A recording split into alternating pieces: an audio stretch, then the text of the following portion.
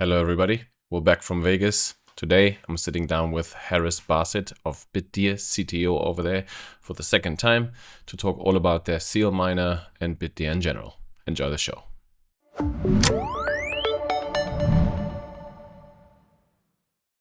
All right. Like I said in the brief introduction, I have the pleasure again to be sitting down with Haris. Hello, Haris. How are you? Hey Jesse, I'm doing great. How are you feeling after Vegas? Uh, yeah, it's still a little tired, but I've been traveling a lot. I think you and I have seen each other in a couple of different locations over the Um, last few weeks in the Middle East yeah. and again in Vegas, right? And now we can also say that we have attended a wedding together. Oh, right. Yes, absolutely. That was fun. Lots of fun stuff there. The jet lag honestly ripped me, to be honest. And I have kind of I think I'm gonna try and do less of these big events, mainly because it's just so busy, almost too busy. The mining section, I thought in the event, I don't know if you had a chance to see that. I know you were on stage as well multiple times, I think. Mhm. Very packed. Great to see the vendors there. Great to see how much variety there is. And of course, for somebody like me who's into business development and making connections, that's a honeypot, right? Yeah. I know you guys had a booth there as well. What was the main goal for you guys with the booth? Do you know? Well, I didn't spend much time at our booth. I was mostly in private meetings with potential customers and partners. But I think we were highlighting our SEALminer products and talking to people who were interested in that. Yeah. That's what we're going to chat today about as well. Just want to note we are recording at Excuse me. 899. No worries. Yeah. 899-801. And fees are very low. Still, mempool is very empty. Hash price is at 52.73. And yeah, estimated difficulty adjustment coming in at minus 3.21. Do you look at hash price more or less than a year ago, Harris, would you say? Um, well, for me, I think about the same. There's not much difference. I don't look at it that often, which you might find surprising for a miner. But there are a lot of other people at Bitdeer that look at it much more frequently than I do. Yeah, especially now that you guys are also selling your ASICs, Mhm. as a revenue, additional revenue stream now that you're somewhat more independent of hash price. Do the miner prices go up and down with hash price, or are they not affected by that? Do you know? Well, the demand for mining rigs has fluctuated with Bitcoin price. Just recently, like this. The when it went up and then down and then up again. So we have noticed that, and of course, we've responded to it. And we price competitively, so pricing of miners does get affected by that as well. Okay. All right. Just before we get into the weeds, can you give listeners again, if they haven't heard the first chat we've had, if just a 30,000 foot view of Bitdeer, and briefly say what you guys are really good at and what you are less good at? Okay. So yeah, so Bitdeer is one of the largest mining companies in the world. We have worldwide 2.7 gigawatts of power. We're using about a little over 1 gigawatt right now, and we're developing the rest very rapidly. We're going to have several hundred more megawatts up this year, and we're rapidly expanding our self mining capacity from just single digit exahash to 40 exahash or more by October of this year. And we're the only fully vertically integrated mining company out there that's publicly traded. And so we are making the mining rigs. And of course, we have our own data centers and we mine for ourselves. And we also support a limited amount of hosting on top of that. So we have data centers all over the world, but mostly in the US, Norway, Bhutan, now Alberta, Canada, and Ethiopia. Um, let's see, the we are into AI HPC like some of the other companies that are in Bitcoin mining, and we're in there in two different ways. One is that we have a small data center in Singapore that has GPUs that we rent out, and we also support various AI models and application development for AI. But the larger effort is to take a 570 megawatt site in Ohio and turn it into a turnkey data center and then lease it out to a hyperscaler or someone like that. So we have that effort ongoing as well.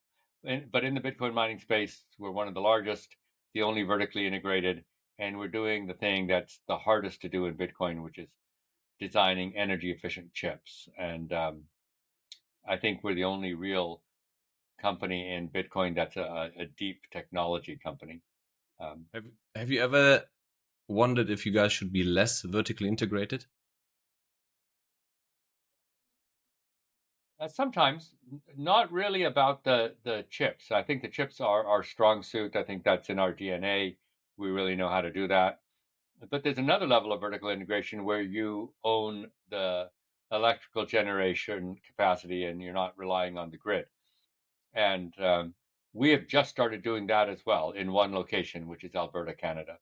And I did think about that along with other people in the company, but it just seemed right to do it there because there's plenty of expertise within Alberta on how to run such facilities. So we don't have to rely on our own expertise for that. And the natural gas price is just so cheap and so plentiful.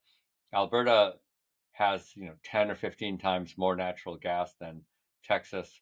I think it's third after Saudi Arabia and Argentina in the supply of natural gas. So it's very plentiful. It's mostly stranded. We can make electricity very cheap.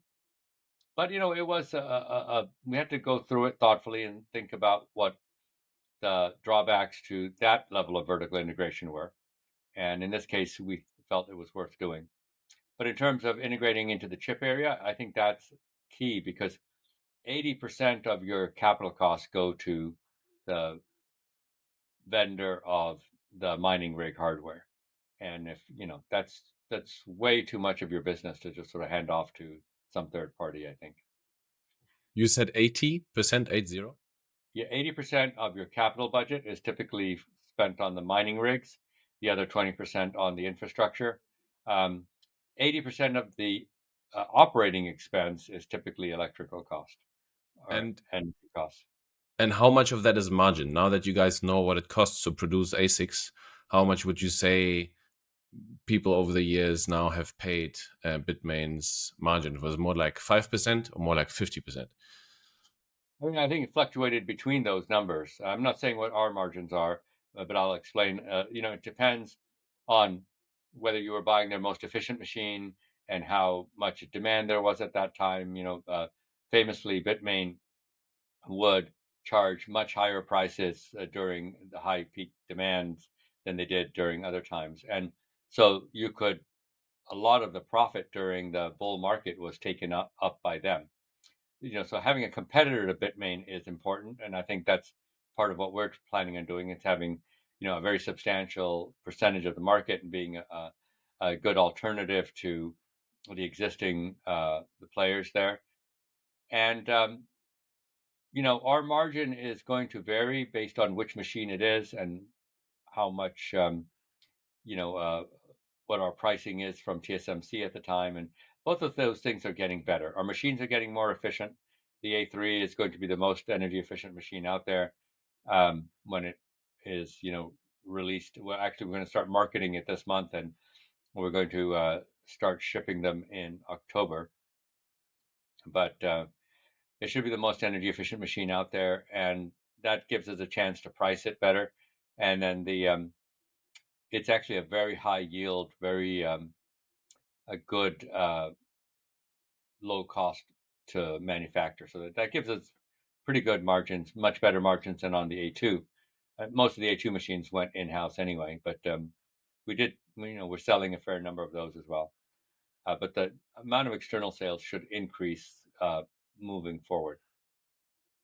This episode is sponsored by Hashbranch, the easiest way to mine Bitcoin in the US. Sourcing hardware and rack space usually is a mess. Bad deal structures, misaligned incentives, and no visibility after deployment. I have placed tens of thousands of ASICs in partnership with Hashbranch. What I like most is that they cut through the noise. Fair pricing, aligned terms, and access to hosting that actually works. Use code HashrateUp100, visit hashbranch.com today to get $100 off of each miner that you order. All right, so you are also gonna hit the below 10 joule per terahash era. Just on the prices, I don't know if there's any other commodity that swings as wildly as sort of a beta to Bitcoin. That's why it swings so widely. I mean, you can get S19J Pros for $250 today, and I know I paid 3,000 in 2021 and then sold it for 12,000. I mean, it was absolutely crazy, right? Yeah. And I mean, it's been not that long of a time span, I guess, and I don't know if there's anything else that compares. You already jumped into the ASICs. That's where I want to go next. I know last time we spoke, Harris, roughly a year ago, maybe a bit more. You guys were just about to release the Seal 01. Now you've said you are already in the third generation with the Seal 03 being announced this month. What have you learned from Seal 01 going to Seal 02 and then now Seal 03? Like, what are the improvements that you make, not just on the chip design, but overall design of the machines and surrounding process of building and selling hardware? Well, all of the Seal O1 went internally.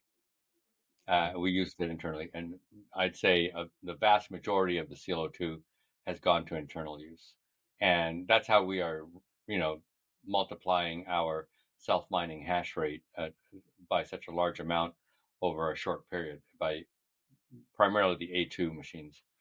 So we've learned a tremendous amount on the technical space, and to improve the designs. We've also, learned that the hydro-cooled machines tend to be, the best value, and we think there's be more focus on hydro-cooling moving forward.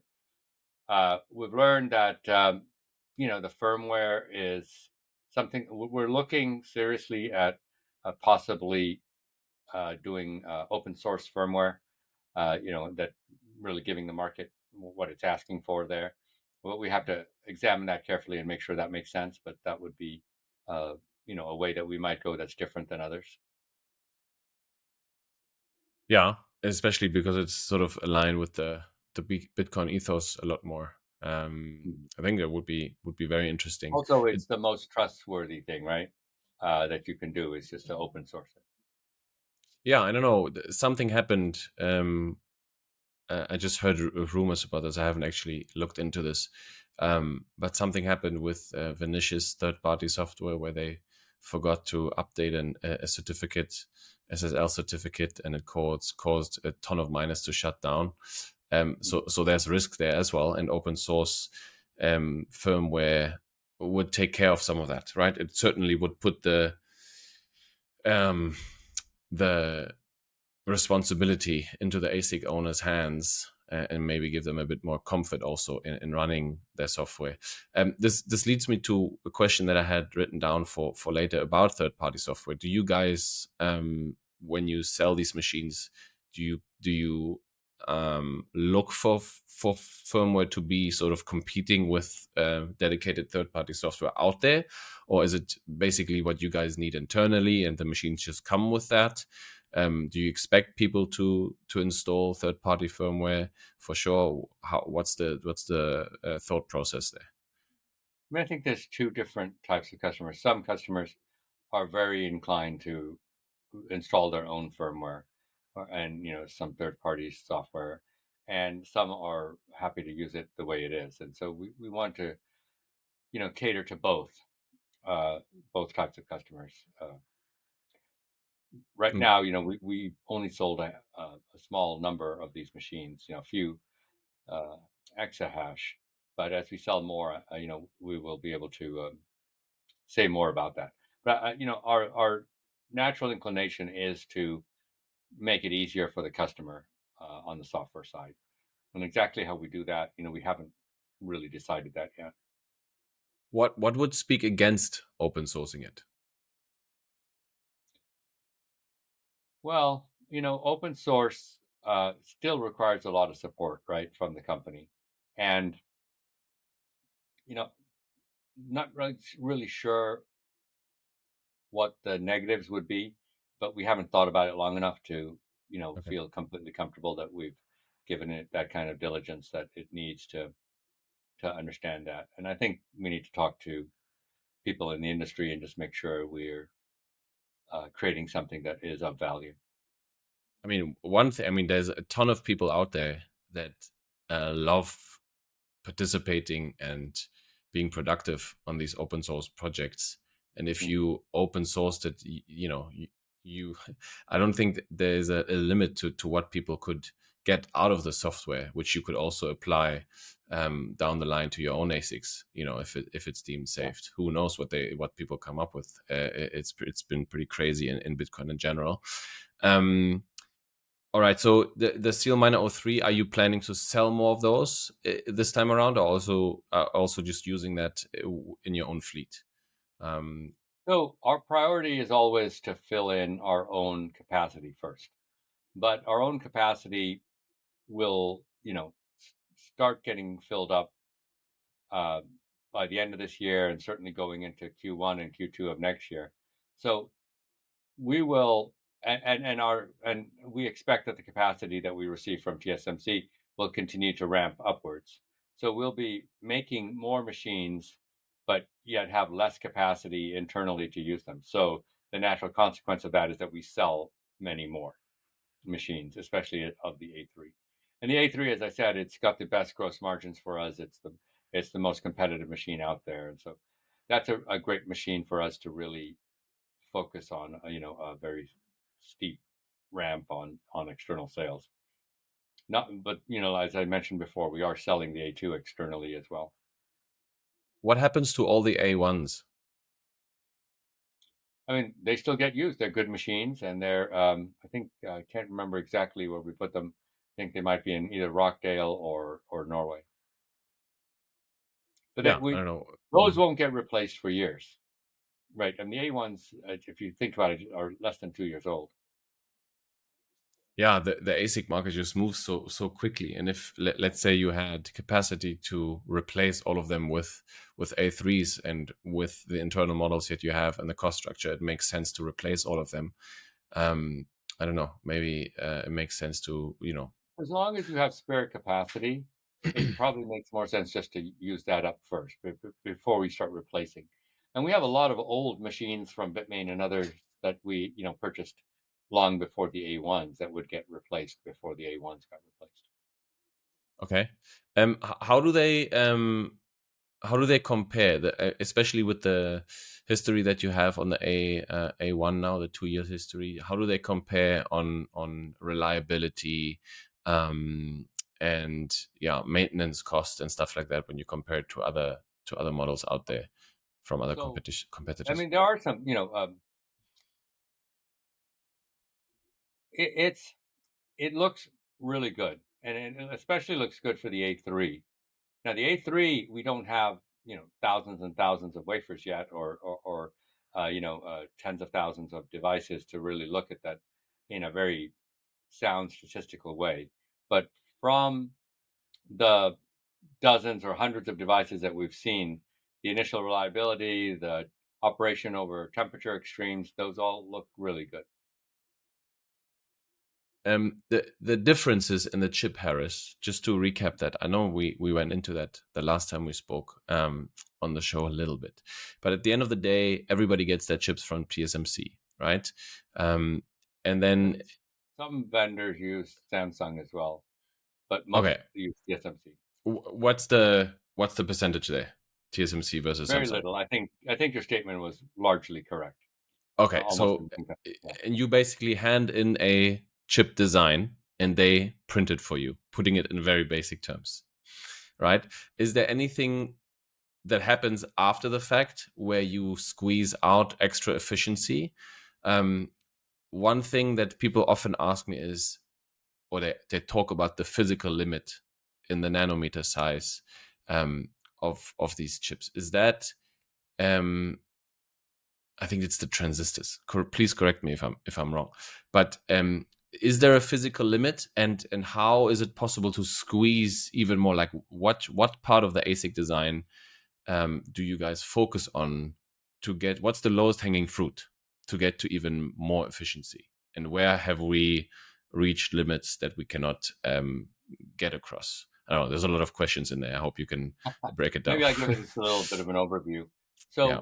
So, yeah, the design is done, on a computer, right? And the design teams for Bitcoin are typically 20 to 40 people. And when the design is completed, and the design is done using software from companies like Cadence or Synopsys, which are also publicly traded companies. And so the design's completed. You have this data that's fairly large files that then get transferred to a TSMC. In the distant past, that data transfer was done using a tape, which is why this is called a tape out. Mm. And so, but in modern day, of course, you just transfer it over the internet or a secure link. And then TSMC takes that data and they create masks with it. And the masks are used to do what you said, which is print the design onto silicon in layers. And that whole process called fabrication. Then the fully fabricated wafers are then sent to um, a facility that's called an OSAT facility, outsourced semiconductor assembly and test, where the wafer is diced into small pieces and packaged. And then the packaged semiconductors are sent to a printed circuit board assembly facility where they're placed on the printed circuit board, assembled, and then the PCB boards are stuck into a rig and fans and power supplies are added. So we designed the whole thing, the chip, the board, pick the package, um, the power supply. We either design it or in some cases have a third party design it. And then the cooling systems that are used, and then the housing, everything we design, all of it. You can save some energy by doing very good power supplies and cooling. In fact, you can also throw away some of the efficiency by doing a poor job at the power supply and cooling.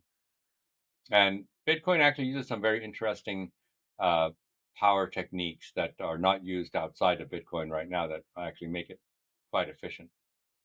So, but the vast majority of the efficiency is really in the chip. Now, to the other thing is, the different nodes. People are probably familiar with, oh, this is a 6 nanometer, 5 nanometer, 4 nanometer, 3 nanometer nodes, and that measurement is referring to the gate length in a transistor. So it's one part of the transistor. And in the past, it really did refer to the physical gate length of the transistor. But perhaps at least maybe now 10 years ago, uh, it stopped referring to that. And it's really just a marketing number. So, if your last one was 5, then your next one's going to be 4, and the next one's going to be 3. Now, the gate and in the transistor does shrink with each one. So does the metal wiring, but it may not be anything related to the number that you're using. So it's more of a marketing number to indicate, oh, this is the next generation because it's a smaller number. But in the past, it referred to the actual length of the gate. And that's the thing that controls the passage of electrons from uh, across the switch, which is the gate. So there's a source and a drain and then a gate. And that distance between the source and the drain, which is the gate, is that length that was measured. So that's down to 3 nanometers now, and going to 2 nanometers, and TSMC has that available for some of its advanced customers at 2 nanometers. 2 nanometers is 20 angstroms, which is roughly 6 to 7 atomic distances, atomic spacings, very very very small. So people are saying, well, that's flattening out, and it probably is. And so that's yet another reason to look to the design of the circuit rather than the fabrication. So, we have been lucky. We have from 2013 or 2014, when the first ASICs came out, to now, which is a little over 10 years, gotten close to 1,000x improvement in energy efficiency. And a lot of that energy efficiency comes from the manufacturing process at TSMC improving. And as long as you're relying on that and that alone, then you're competing mostly on on cost and not performance with the other vendors. So the thing that we control is the design. So if we can make the design much better, like the charge recycling design for A4, or the excellent designs that people have done for the A3 to get that kind of energy efficiency, then you can have an advantage over your competitors, even though they're using the same process at the same foundry that you are. HashrateUp is sponsored by solomining.de, the place to buy open source home and solo mining devices like the BitX. With about 20 watts of usage, these solo mining devices are perfect to play the lottery from home or from the office. Get 5% off with the code HashrateUp. Thanks to the legends at solomining.de for sponsoring the content. Okay, so what I got from that is there's still space in the design. If you just wait for TSMC to get better, that also makes chips more efficient. PSUs Yeah. on fans and cooling, of course, is higher hanging fruit. So again, to sum that up, that section, where would you say the lowest hanging fruits are when it comes to getting towards 5 joule per T? Even less at some point. Is it the chip design? Is it just the tools that get better to chop the wood, basically? So if Where you would wait you? long enough, TSMC will give you a process where the design that you've done for 10 joules per terahash will get close to 5 or 6 joules per terahash, right? And Okay. I don't think that that's plateauing out quite yet. That they will, if you follow the process advances, you'll probably get there just by doing that and using very similar designs to what you have today. Okay. So that's one way of doing it, and we're going to, of course, take advantage of TSMC's newer processes as well. But we are also doing a design change. These are orthogonal ways of addressing the issue. They're not mutually exclusive. You can do them both. And by doing the design change, we can get there much faster. And also, when we use the same process that TSMC releases, that others are at 5, we will be much lower than 5 because we have the design advantage. So this is not a race that has an endpoint. It's a perpetual race. So once you have the advantage in design on a given node, you should always be better than your competitors. What I wonder is, and I am looking for your thoughts on this.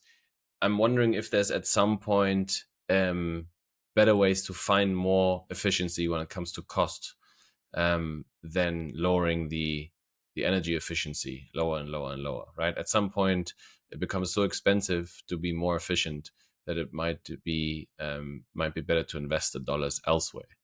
Do you know what I mean? You mean you're comparing like dollars per terahash to joules per terahash?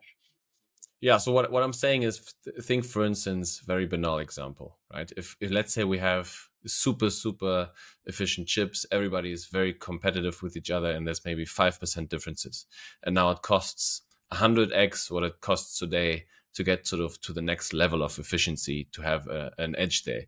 That money might be better invested in buying a power plant, or using hydro, or having multiple revenue stream types that might be more capex. Just in another area of Bitcoin mining, the I see dollars what might you're be saying. better invested. You know Well, what I there's mean? already a very strong economic reason not to do that. So, like, if you think about it right now, um, the capital cost is dominated by the price of the mining rig, right? It's, as I mentioned before, it's about 80% of the capital cost of mining. And it's taking you anywhere from 1 year to 2 years to get that paid back. If you were to just double that cost, it might take you 2 to 4 years, right? Mm. Uh, and that's a very risky proposition in Bitcoin because that includes a halving cycle and things like that. So you don't want to wait 3 4 years to get your money back from the mining rig and then start making a profit. So you already have to any new design that's more energy efficient. You can't sell it for so much more that it would hit what you said, like 100x, or even in some cases 3x or 2x, depending on the efficiency difference. Because you save the energy, but you don't want to. It's not that hard for the math. You can stick this in a spreadsheet and figure out exactly how much someone would be willing to pay for a more Mm. energy efficient machine.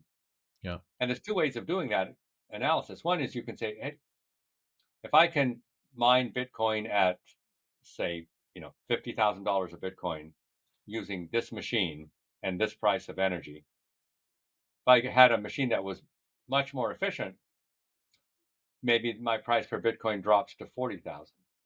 Or maybe the vendor raises the price of the more efficient machine, so you're still mining at Yep. $50,000 per Bitcoin, right? Yeah. And um, the thing is, you might still want to use the more efficient machine, even if the cost per Bitcoin is the same, because you'll be getting far more Bitcoin with the same facilities that you have. And if you believe Bitcoin prices are going to continue to rise and you're accumulating Bitcoin rather than selling it when you get it, um, that's the better thing to do. Yeah. Even though then you have to put into So that you might spreadsheet pay the more per opportunity Bitcoin. cost. Yeah. Yeah, you pay more per Bitcoin, maybe, but you're getting more Bitcoin, and that's your actual goal, to Mm. maximize the number of Bitcoin. Okay, let's follow down the roadmap before we run out of time. So Mhm. you get it going out with the A3 soon. Um, the A4 is, I think, the final stage of the roadmap that you have announced. Is there going to be an A5? I'm sure we'll do more chips after the A4. Okay. And then do you have for the A4, do you sort of have an end goal in mind of where you want to design and develop to, or do you just leave that up to chance and see what's possible? Well, I mean, our target is to hit 5 joules per terahash for the chip. Hmm. So maybe 6 joules per terahash for the mining rig, or in that range. That's the target. It looks like we're going to hit that. The timing for the chip is to tape out the chip by the end of this year, which means that we'll get wafers back from TSMC in the second quarter and have you know assembled machines by the third quarter or late second quarter or something like that. Super exciting. I mean, 5 joules per T is massive, and Bitmain just announced their new Hydro version with 9.5. I think going below 10 for the first time. Yeah. I don't think they'll hold the record for too long after this interview. The tariffs, Harris, how do they impact you? Do you guys manufacture the miners in the US as well? Um, what are your thoughts around distribution for the machines and using them in North American data centers with the tariffs in place? So we don't currently manufacture in the U.S. We the wafers are fabricated at TSMC's facilities in Taiwan. We do the OSAT also in Taiwan. We do, printed circuit board and final assembly in Vietnam and also Malaysia. However, we are planning on opening a new manufacturing site in the U.S. We haven't announced where it is yet, but you know, we're negotiating the lease on that, and we expect to, potentially be doing assembly and the final manufacturing stages in the U.S. Uh, perhaps as early as the end of this year or Q1 of next. Okay. Um, Talking about the roadmap again, um, and roadblocks. Have you encountered any unexpected roadblocks to getting to that 5 joule per T? Is it and tag on question? follow-up question to that. Is it necessary to do hydro to reach that efficiency? Is air cooling just not efficient enough? No, we can do it either with air cooling or hydro. That's not an issue. Um, the and the roadblocks are, I guess they're not unexpected. Is probably not the right way. We knew that we would have to develop our own software, our own design methodology for this, and that the existing methodologies for designing chips would not be sufficient. I guess the unexpected part is just really how difficult that has been. It's like if you invent a new car, but then you realize the existing factories can't build that car, so you have to also invent a new factory. That's actually the problem that Musk ran into with the Model 3 as well. But so that's and it turns out that inventing the factory or designing the factory is harder than designing the car, and that's sort of what we're seeing too. And we're not experts at the software that is used to design the chips. We're experts at using it, but we're not experts at developing it. And so that's a little bit of a steep learning curve for us. And but we're tackling it. It's just more effort and taking longer than we expected. Yeah. Um, just on hydro cooling and immersion, question there. Um, are they pretty much the same all around, like different hydro units? I know the form factor recently changed, from the sort of shoebox Bitmain design to now the sort of the 2U rack design where you can just put them and slot them into any regular rack infrastructure. Internally with these ASICs that are hydro cooled, is there differences in how the hydro cooling is done, or is it pretty much just letting run cold water over hot chips and it's all the same? I think it's very similar. Um, and from a user's perspective, we are compatible with WhatsMiner and Canaan on the like the how these things are connected.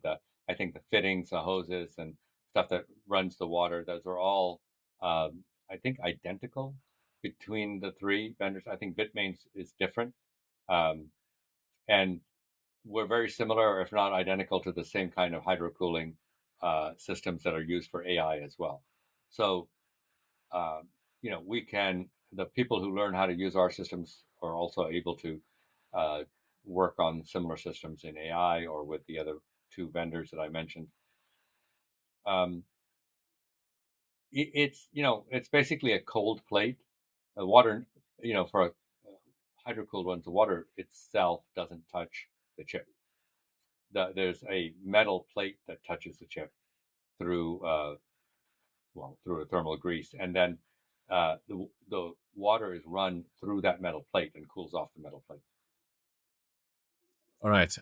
When you design these, Harris, we talk a lot about joule per T, right? Efficiency when it comes to hash rate. Is that um, the most important metric that you optimize for? And if yes, what sort of comes after that? What's the most important metric after that? Right. So I Uptime, mean, thermal stability, anything else? yeah. So there's a few things here. One is joules per terahash, right? How energy efficient is it? That's the headline number, and that's the thing that everyone looks for. What's the next generation? And so it's clearly our highest priority. But you have to pay a lot of attention to the other things. And so the second one is dollars per terahash. And dollars per terahash really involves combining the effects of several things. One is, well, how fast are you running the clock, right?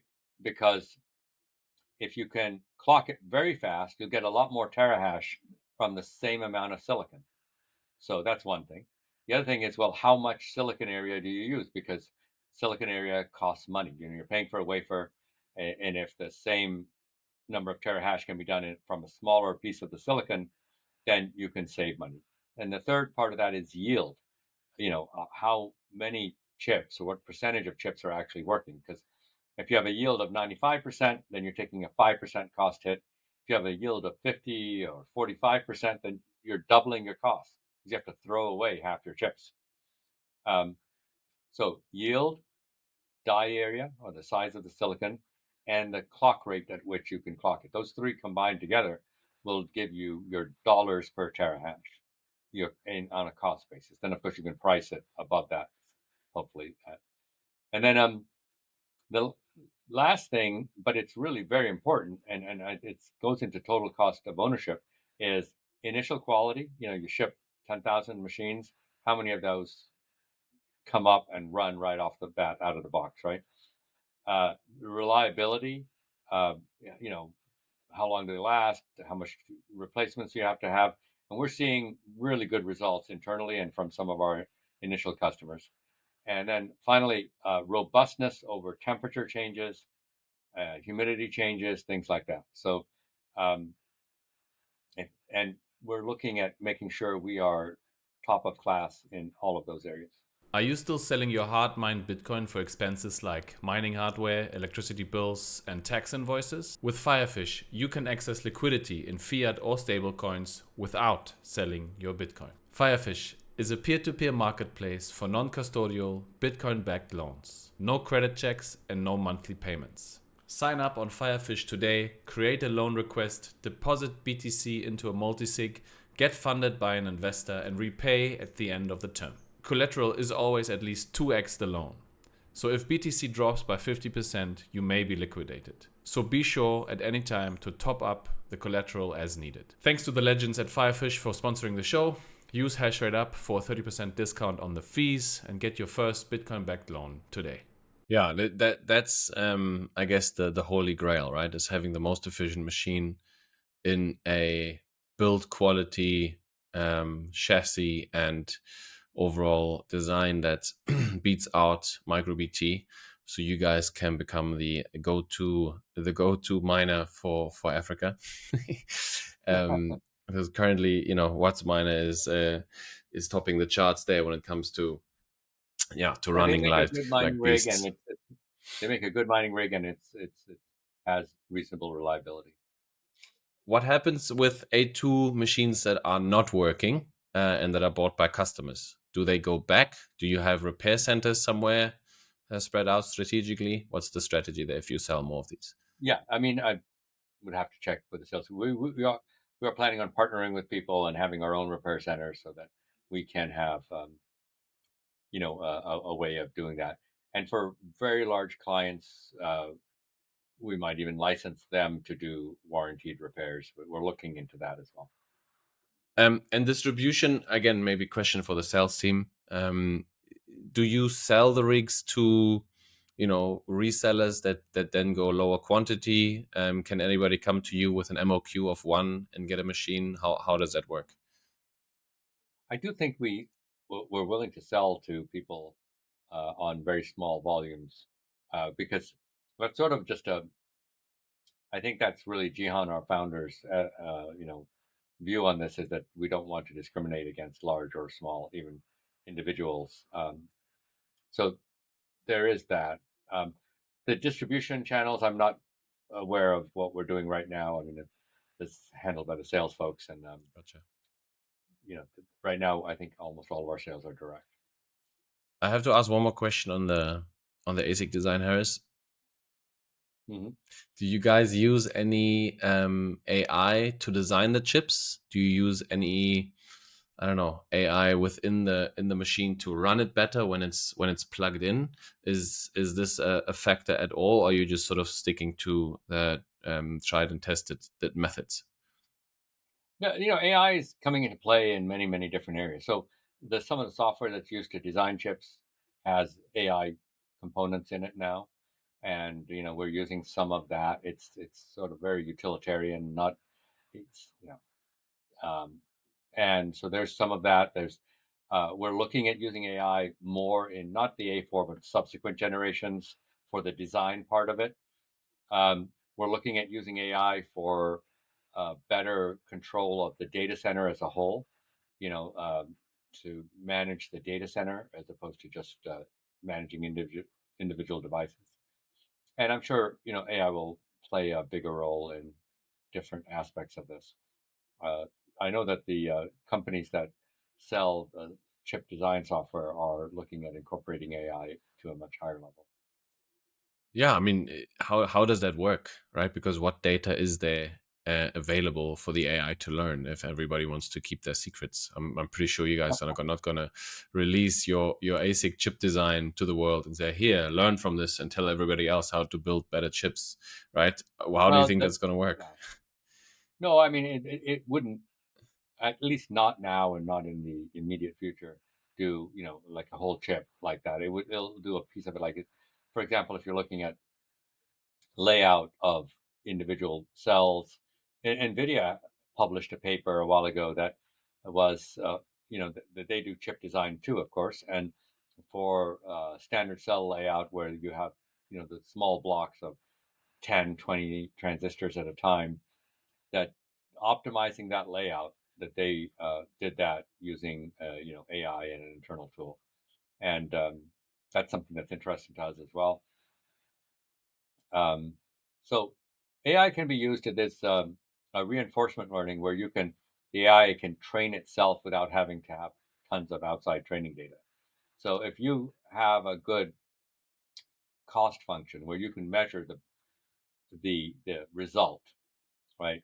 So, for example, let's say you do a layout and you care about its performance and its area, and you can measure those after the fact. You can just have this thing do designs. There'll be really bad designs at first, and it'll just keep learning and learning and learning. And maybe it's doing 1,000 designs an hour, or 10,000 designs an hour, or whatever. But it's teaching itself, and you don't need to you know take 10,000 existing designs or 100,000 existing designs and feed it. It will just make bad designs that get slightly better, and eventually much better. That's how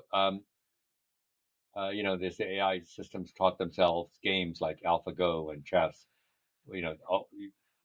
All from scratch, right? Nobody taught them anything or trained them on previous chess games. The best ones just taught themselves and played against themselves to get better. I think at some point, though, just to pull on that string for a bit, I think if you have an AI sort of run into a direction and it has no outside influence to self-correct, it sort of keeps running into one direction. And once you release the chip design into the wild, you might find that it doesn't work at all because it lacks these outside factors. Yeah. I mean, you If you have to be guys have a careful how team, you. I know you guys at Bitdeer put together a killer team to design these chips with tons of experience, tons of culture, and different perspectives, different history, and all of that plays into Yeah. it. Just to be clear, Because we're not what using. works. Yeah. Just to be clear, we're not using AI for that to do the design. It's very, you know, uh, it takes a lot of mental energy to do the design for the A4. You Mm. need very special people with very special skill set. And I'm not talking about having an AI take at that high level of a role.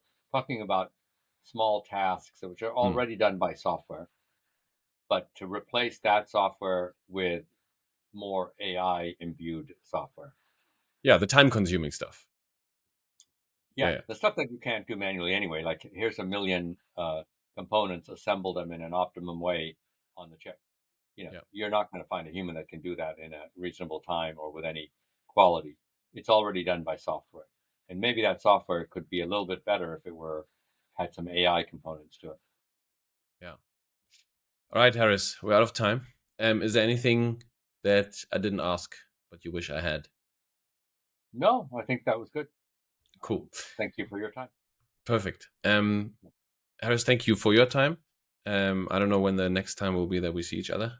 Um, Yeah, guessing maybe I'll from get a guessing. chance to visit you in South Africa. Yes, Which you're always welcome. for an I'm at excuse. the end of the world. There's lots of jet lag, except for going north. Um, Yeah, but it's fully worth it. I can only recommend coming here and having a look. yeah. Harris, again, thank you so much for your time. I think the people know where to find you. I'll put everything in the show notes. And yeah, again, thank you. Have a great Okay. day. Thank you. All right. Bye bye.